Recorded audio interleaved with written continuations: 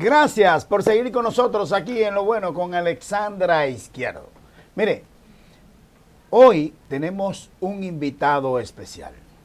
Se trata de un miembro del Consejo Directivo del Museo del Hombre Dominicano, académico del número de la Academia de Ciencias de la República Dominicana, miembro emérito del Instituto Dominicano de Genealogía y es miembro de número de la Academia Dominicana de la Historia.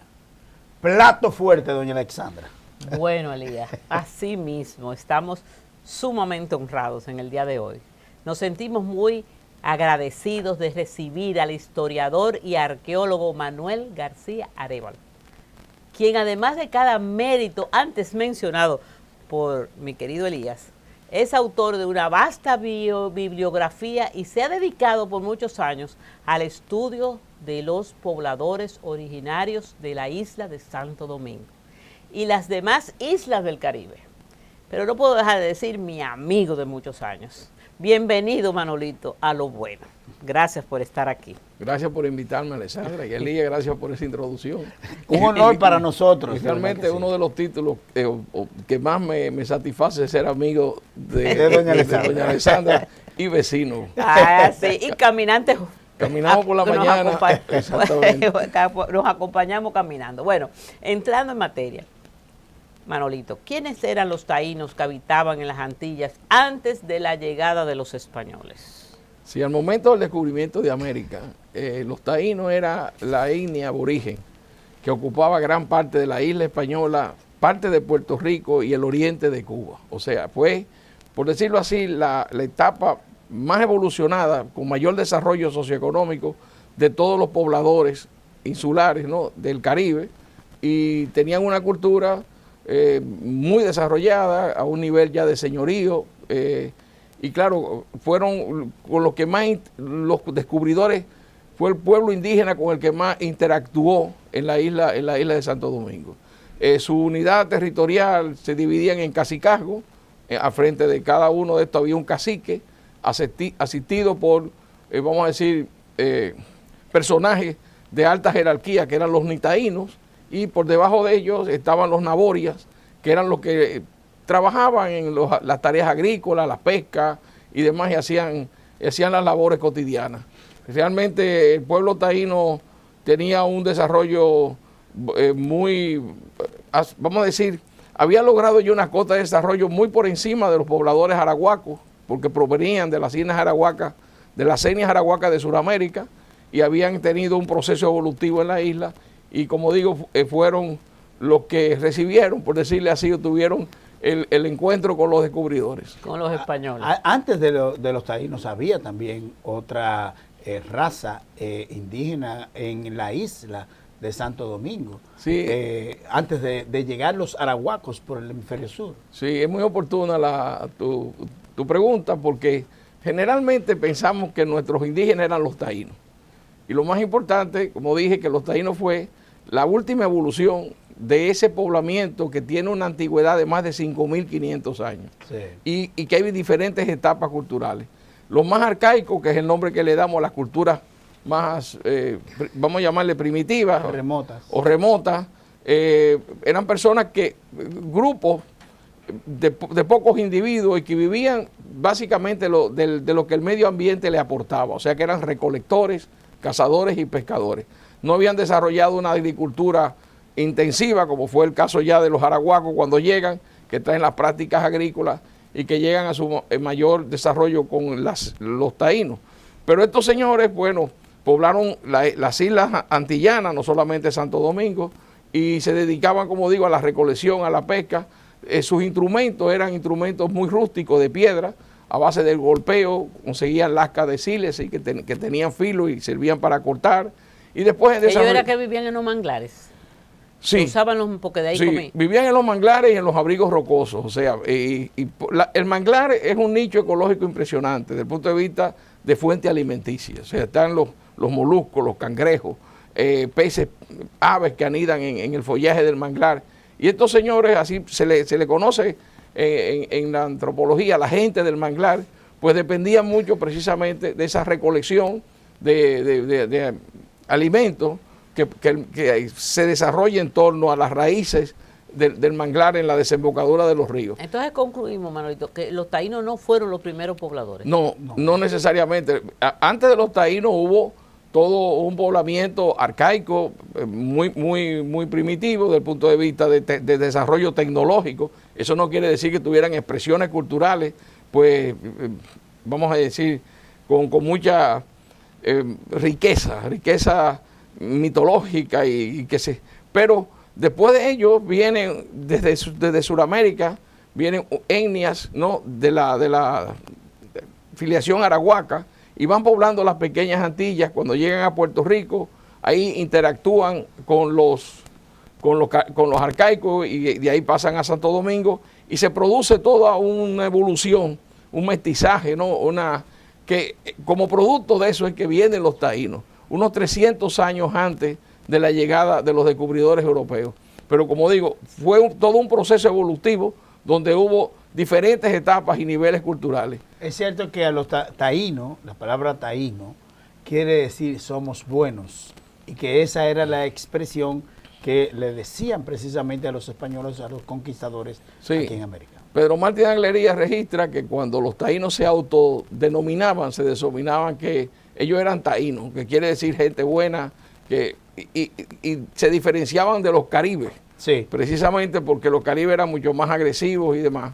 Y forman parte del egocentrismo, o sea, siempre los pueblos se autoevalúan, sí, como nosotros somos y los otros son los demás. Sí. Y un poco pasaba eso con la etnia taína. No había buena comunicación entre ellos. Bueno, entre los taínos había bastante convivencia. Pero yo digo con los... No, con los caribes no. Los caribes era otra etnia y otra rama lingüística, también suramericana, que unos 50, 100 años antes de la llegada de los descubridores habían empezado a invadir, ¿no?, a arribar a las pequeñas Antillas, habían dominado las pequeñas Antillas, y desde ahí estaban amenazando a Puerto Rico, a los taínos de Puerto Rico y de la isla española, porque eran rivales, eran tribus rivales. Y por eso, cuando llegan las carabelas de Colón y llegan los Guacanagarí, por ejemplo, ve en Colón una posibilidad de un aliado contra los caribes,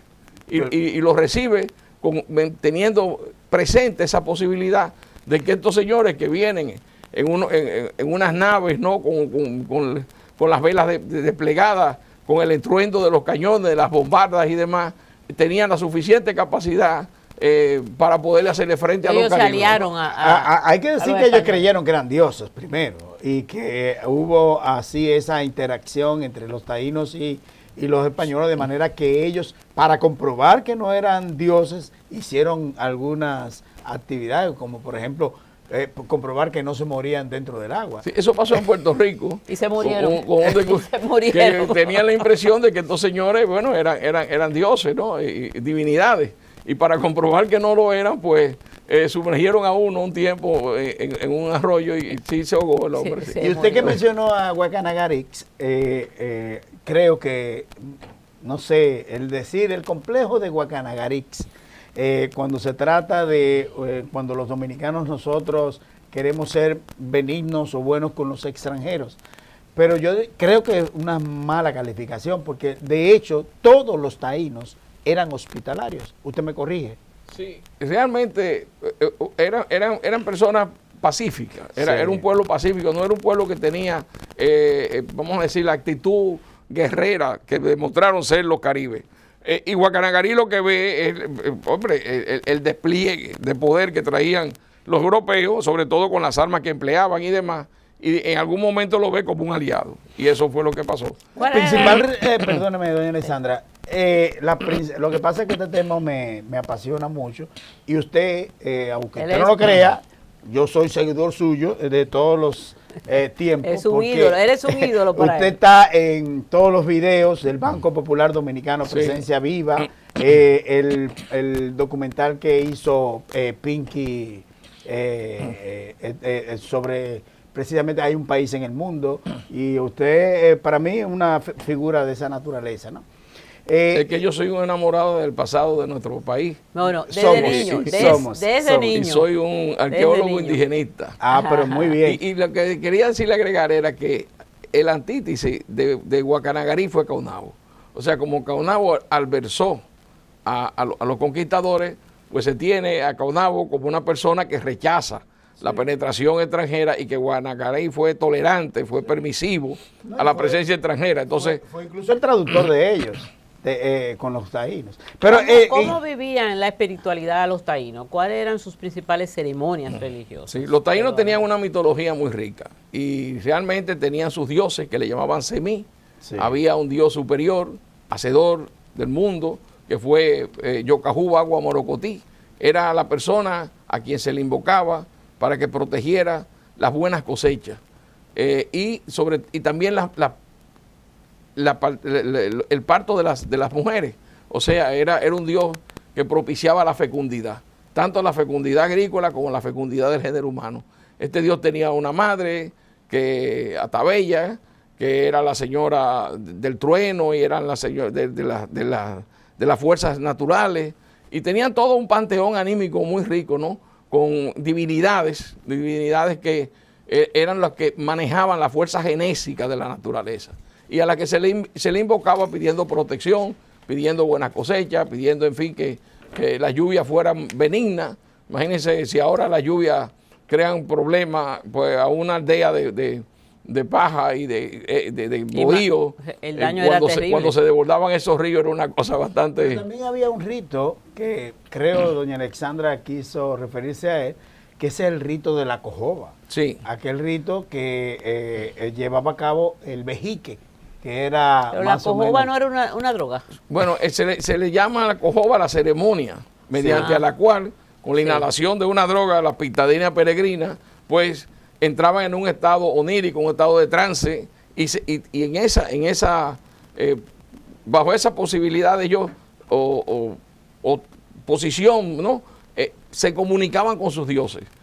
O sea, era como si fuera un vuelo místico hacia el panteón de los dioses, que le llamaban Coaibay, que era ahí también residían los ancestros. Los taínos no solamente tenían mucha dependencia de las divinidades, sino que tenían un culto a los antepasados. Tenían a sus antepasados como seres que estaban en el más allá y que servían de protección. Y la cojoba era la ceremonia principal. Generalmente lo oficiaba el cacique se comunicaba con los semíes y les revelaba a las tribus, ¿no? Los designios que... Los semíes eran los dioses. Los dioses menores, porque había uno superior que era el locuo.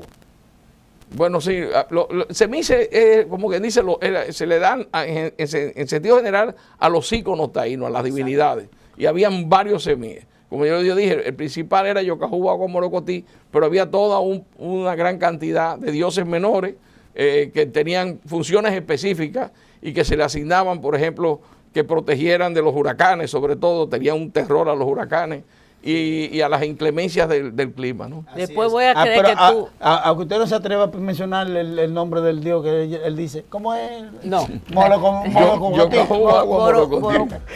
a la pausa comercial, que doña Alessandra se regó.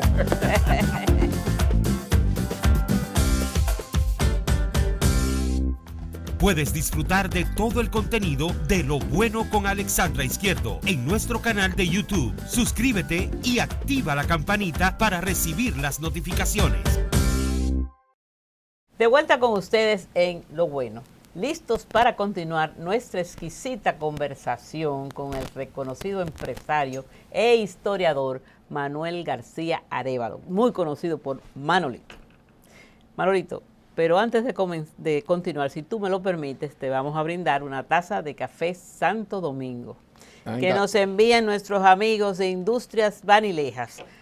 Bueno, Café Santo Domingo, lo mejor de lo nuestro. Ah, pero a Elías no le ha llegado su café. Eso compartimos no solamente la amistad con la familia Perelló, sino también el gusto por el café. El café, claro. ¿Los taínos tomaban café? Somos cafeteros. No, ¿Cuál era el café de los taínos? El café no había llegado. El café viene del norte de África, de la parte... No había café todavía. No, no había café, y el cacao es mexicano. El cacao no, tampoco tenían cacao. Pero se lo cogió el vecino, Héctor José.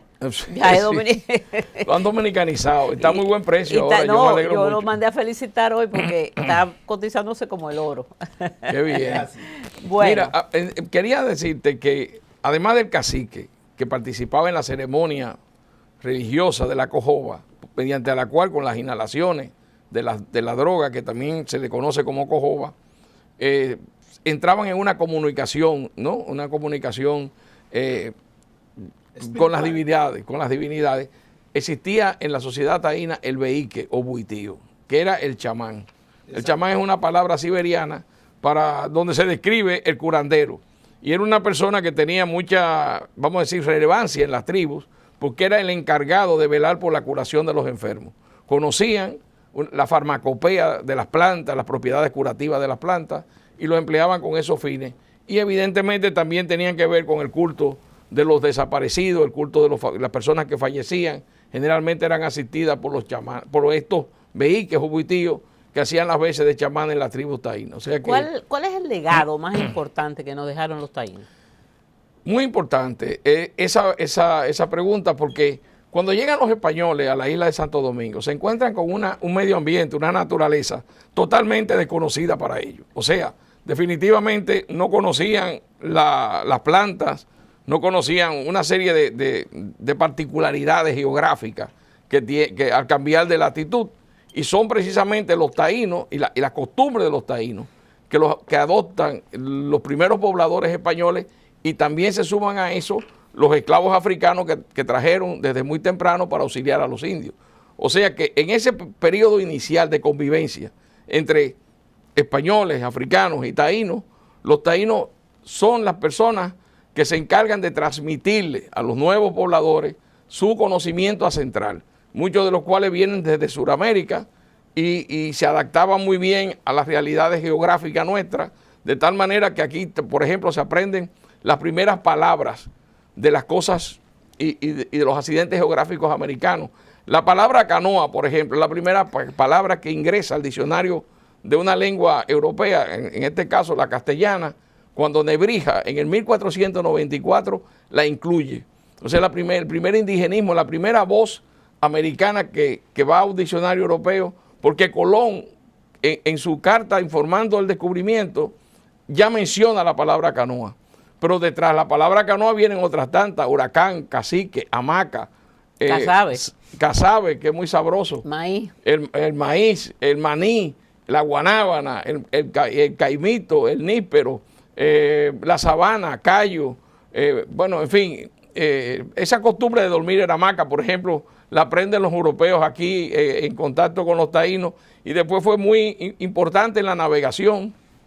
La usaron para dormir dentro de las embarcaciones, de tal manera que en esa etapa germinar inicial de lo que fue la sociedad criolla, el aporte taíno, tanto por los vocablos como por las mismas costumbres, fue realmente muy, pero muy importante. E incluso los dominicanos todavía conservamos un porcentaje, vamos a decirle, relevante por el tiempo que ha pasado, 17 generaciones, y tenemos un promedio entre un 4 y un 6% de ADN de sangre indígena. Esto demuestra que en el momento inicial, como vinieron muy pocas mujeres españolas, hubo mucho mestizaje, o sea, fueron muchas las uniones entre los españoles y las indias taínas, y producto de eso, pues yo pienso que fue la primera camada del campesinado dominicano, surge de ahí, de ese mestizaje.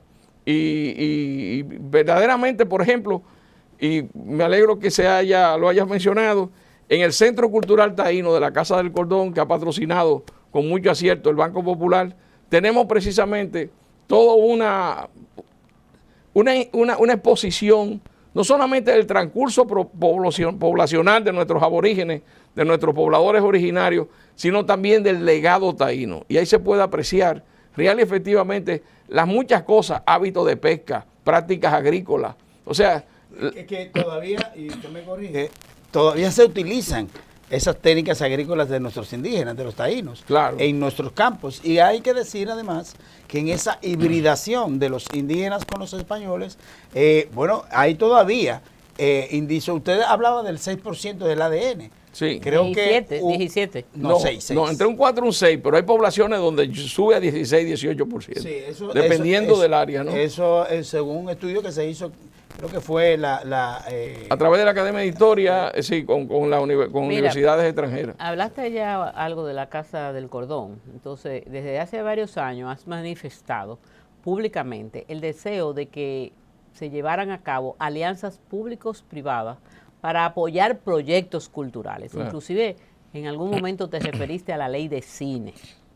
¿Cuál ha sido tu aporte en el caso de la Fundación García Arévalo, no sé si en la Fundación o en lo personal, al Museo de la Casa del Cordón, que ha impulsado el Banco Popular Dominicano, como ya adelantaste algo? ¿Cuántos proyectos como este serán necesarios en el país? O sea, ¿qué falta para que esto siga en ese?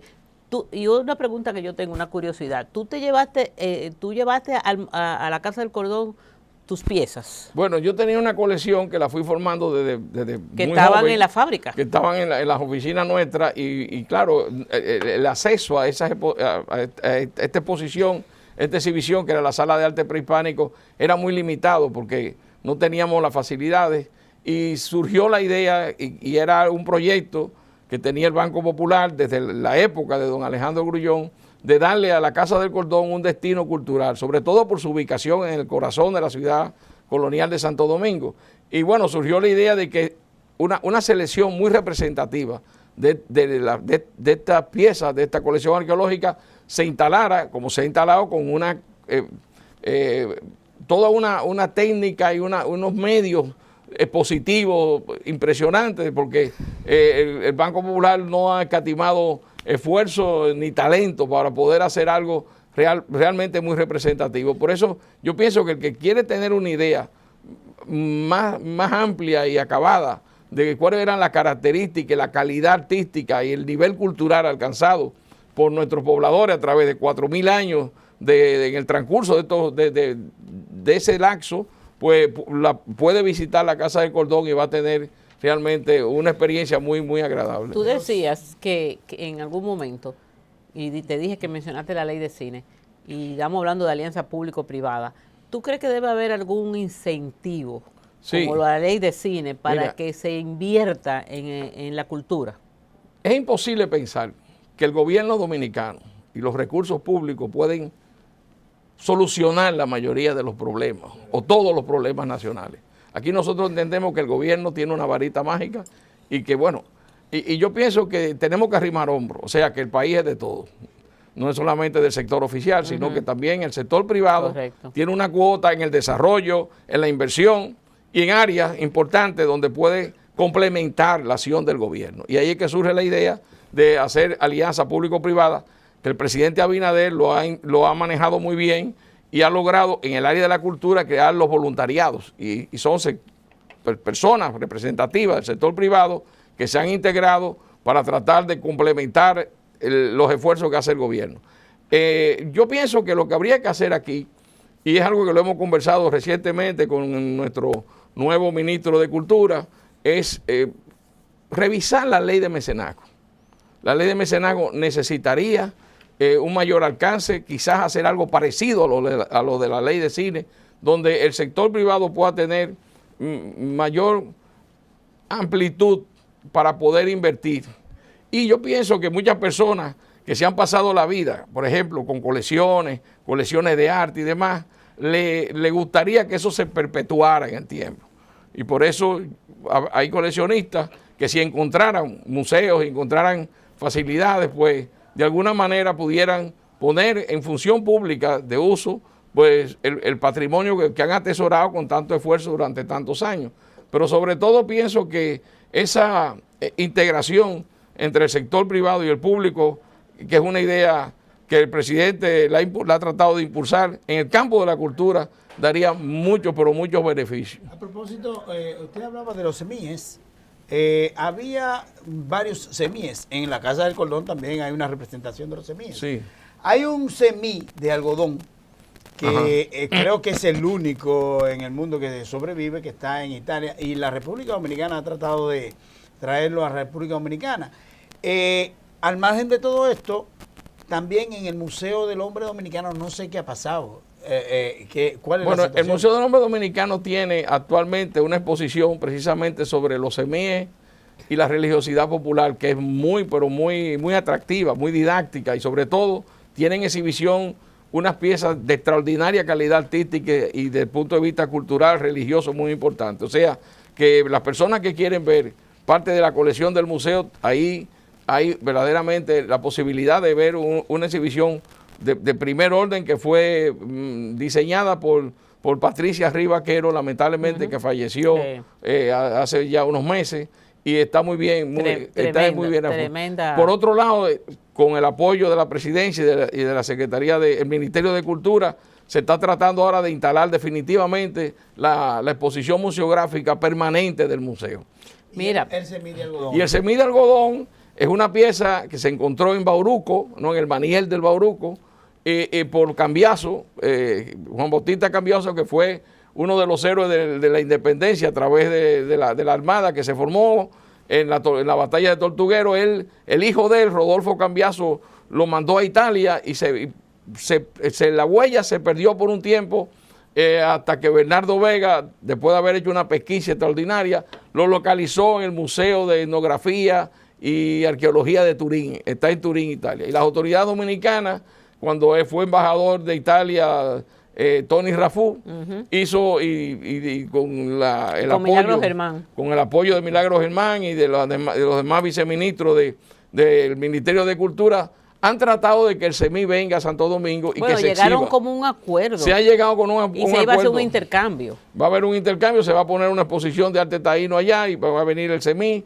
Mucha gente piensa que podemos, que el semí permanezca en el país de manera, vamos a decir, permanente, pero es muy difícil porque ese semí salió a principios del siglo XX, 1903, 1904, cuando no había todavía una legislación de protección de los patrimonios nacionales. Entonces, evidentemente hay que agradecerle a Italia que haya conservado esa pieza. Y es verdad que tiene un cerebro humano, no envuelto tiene en algodón, un cráneo humano, sí. El cráneo. Había la costumbre taína envuelto en algodón de conservar el cráneo de los antepasados como una forma de invocar, ¿no? La protección de los antepasados, de evitar los malos augurios, y una forma era para poder representar la imagen de algún personaje relevante, era confeccionar un semí de algodón y dentro ponían el cráneo, algunos huesos, y aquí se conserva parte de la carabela de algún difunto importante. Cuéntame algo, ¿de qué adolecen los museos dominicanos en general? ¿Tú crees que hay que... Bueno, no adolecen de nada? No, siempre se adolece. Mira, yo pienso que los museos dominicanos necesitan capacitar el personal. En el caso, por ejemplo, de la arqueología, yo pienso que tanto las universidades como las autoridades culturales deberían de crear un equipo de arqueólogos y de investigadores. Yo pienso que el museo es una institución viva, activa, que debería de reactivar las investigaciones, la publicación de boletines y como siempre, presupuesto para darle mantenimiento. Tenemos a veces los museos en una situación un poco delicada. Creo que se ha avanzado mucho en los últimos años, pero fundamentalmente me parece que hace falta capacitar personal especializado para que puedan darle una respuesta del museo. El museo es una gran aula. Enseña más que un libro porque enseña de una manera objetiva. O sea, y yo pienso que también sería un excelente complemento educativo para la formación de nuestros estudiantes. Mira, aparte del semí de algodón, que ya sabemos que se depositó en Italia hace muchos siglos, en Turín, ¿qué otras piezas así de valor histórico nuestra están en otros países? No, hay varias. Mira, ahí por ejemplo, aquí en el siglo XVIII, un sacerdote mercedario quería hacer una historia sobre la Virgen de las Mercedes y llevó algunas piezas a España para que poder describirla como los ídolos, los semíes que habían antes que llegara la religión católica, el cristianismo a América, y esas piezas están en el Museo de América. Hay piezas en el Museo Metropolitano de Santo Domingo, y en fin, también en el Museo del Hombre de París hay unos dujos preciosos, pero yo entiendo que las colecciones dominicanas son muy representativas, o sea que De alguna manera esas piezas han cumplido con el objetivo de divulgar el arte taíno, de darlo a conocer, ¿no? Y sobre todo que se han conservado y están en función pública. Pero aquí tenemos colecciones, la colección del Museo del Hombre es una colección sumamente representativa, y la colección que se exhibe, por ejemplo, en el Museo de Altos de Chabón, que la formó don Samuel Pión por muchísimos años, también tiene una variedad de objetos de primera línea. La colección que se exhibe en el Museo del Centro León, hay piezas pero muy relevantes. ¿Y la Cueva de la Maravilla? En la Cueva de la Maravilla hay un pequeño museo in situ que lo organizamos nosotros, y además se conserva afortunadamente lo que es una maravilla, que son las pinturas de la época prehistórica, y la verdad que la gente cuando lo ve, eso es lo que clama, esto es una maravilla. Hay una escena... Por eso se llama la Cueva de las Maravillas. Sí, hay una escena de un personaje decapitado, y entonces, como si fuera el alma que le está saliendo de adentro, una escena fabulosa, y confirma un poco esa costumbre funeraria que tenían los taínos de separar el cráneo, conservarlo para fines rituales. Bueno, ahí se ve claramente de que realmente la situación de ese rito era de esa manera, ¿no? Bueno, Manolito, la verdad es que tenemos que terminar porque el tiempo se nos agota, pero el tema es como apasionante. Dicen, apasionante, y tú sabiendo de con quién estamos hablando. Pero esta ha sido una conversación enriquecedora que nos conecta con nuestras raíces y nos invita a valorar aún más la riqueza histórica y cultural de la República Dominicana. Gracias, Manolito, por tu tiempo y dedicación a preservar la memoria de nuestro pueblo más originario. Conocedora yo en lo personal, desde niño tú viniste ocupándote de eso por pasión y porque te gustaba desde muchacho. Quiero que me saludes a tu querida esposa, Francis, igual a mi hermana de colegio, Margarita, tu hermana. Ustedes, amigos televidentes, no se vayan, que aún hay más de lo bueno.